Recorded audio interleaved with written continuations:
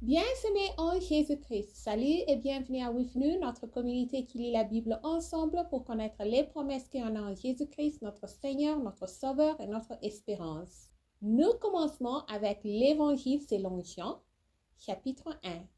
La parole faite chair. Au commencement était la parole, et la parole était avec Dieu, et la parole était Dieu. Elle était au commencement avec Dieu. Toutes choses ont été faites par elle, et rien de ce qui a été fait n'a été fait sans elle. En elle était la vie, et la vie était la lumière des hommes. La lumière lui dans les ténèbres, et les ténèbres ne l'ont point reçue. Il y eut un homme envoyé de Dieu, son nom était Jean. Il vint pour servir de témoin, pour rendre témoignage à la lumière, afin que tous crussent par lui. Il n'était pas la lumière, mais il parut pour rendre témoignage à la lumière. Cette lumière était la véritable lumière qui, en venant dans le monde, éclaire tout homme. Elle était dans le monde et le monde a été fait par elle, et le monde ne l'a point connue. Elle est venue chez les siens, et les siens ne l'ont point reçue, mais à tous ceux qui l'ont reçue, à ceux qui croient en son nom, elle a donné le pouvoir de devenir enfants de Dieu, lesquels sont nés. Amen. Non du sang, ni de la volonté de la chair, ni de la volonté de l'homme, mais de Dieu. Amen. Et la parole a été faite chair, et elle a habité parmi nous, pleine de grâce et de vérité. Et nous avons contemplé sa gloire. Une gloire comme la gloire du Fils unique venu du Père. Jean lui a rendu témoignage et c'est écrit. C'est celui dont j'ai dit, celui qui vient après moi m'a précédé, car il était avant moi. Et nous avons tous reçu de sa plénitude et grâce pour grâce. Car la loi a été donnée par Moïse, la grâce et la vérité sont venues par Jésus-Christ. Amen. Personne n'a jamais vu Dieu. Le Fils unique qui est dans le sein du Père est celui qui l'a fait connaître.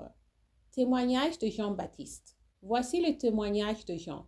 Lorsque les Juifs envoyèrent de Jérusalem des sacrificateurs et des Lévites pour lui demander « Toi, qui es-tu » il déclara et ne le lia point. Il déclara qu'il n'était pas le Christ. Et ils lui demandèrent « Quoi donc, es-tu Élie » Et il dit « Je ne le suis point.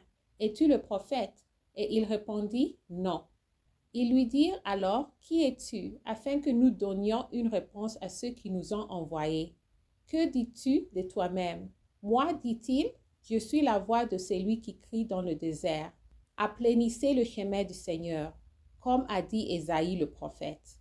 Ceux qui avaient été envoyés étaient des pharisiens. Ils lui firent encore cette question. Pourquoi donc baptises-tu si tu n'es pas le Christ, ni Élie, ni le prophète? Jean leur répondit, moi je baptise d'eau, mais au milieu de vous, il y a quelqu'un que vous ne connaissez pas, qui vient après moi. Je ne suis pas digne de délier la courroie de ses souliers. Ces choses se passèrent à Béthanie, au-delà du Jourdain, où Jean baptisait. Le lendemain, il vit Jésus venant à lui, et il dit, voici l'agneau de Dieu, qui ôtait le péché du monde.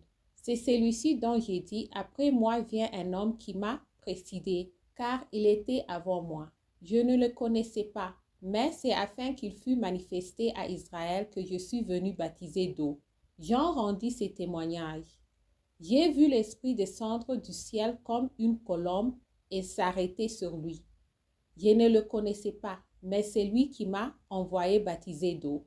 Celui-là m'a dit, celui sur qui tu verras l'Esprit descendre et s'arrêter, c'est celui qui baptise du Saint-Esprit.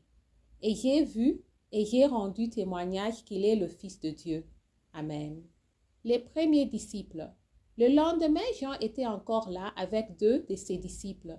Et ayant regardé Jésus qui passait, il dit, voilà l'agneau de Dieu. 2 disciples l'entendirent prononcer ces paroles et il suivit Jésus. Jésus se retourna et voya qu'ils le suivaient. Il leur dit, que cherchez-vous? Il lui répondit, Rabbi, ce qui signifie maître, où demeures-tu? Venez, leur dit-il, et voyez.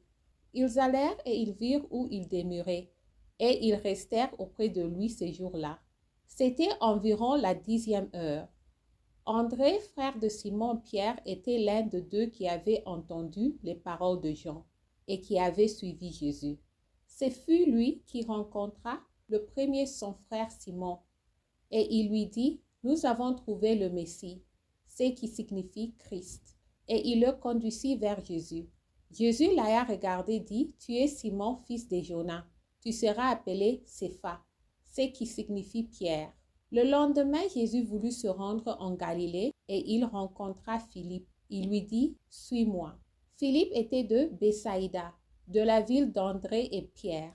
Philippe rencontra Nathanaël et lui dit, nous avons trouvé celui de qui Moïse a écrit dans la loi et dont les prophètes ont parlé, Jésus de Nazareth, fils de Joseph. Nathanaël lui dit, peut-il venir de Nazareth quelque chose de bon? Philippe lui répondit, viens et vois. Jésus, voyant venir à lui Nathanaël, dit de lui, voici vraiment un Israélite, dans lequel il n'y a point de fraude. D'où me connais-tu? Lui dit Nathanaël. Jésus lui répondit, avant que Philippe t'appelât, quand tu étais sur le figuier, je t'ai vu.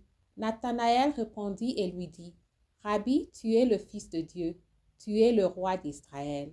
Jésus lui répondit, parce que je t'ai dit que je t'ai vu sur le figuier, tu crois.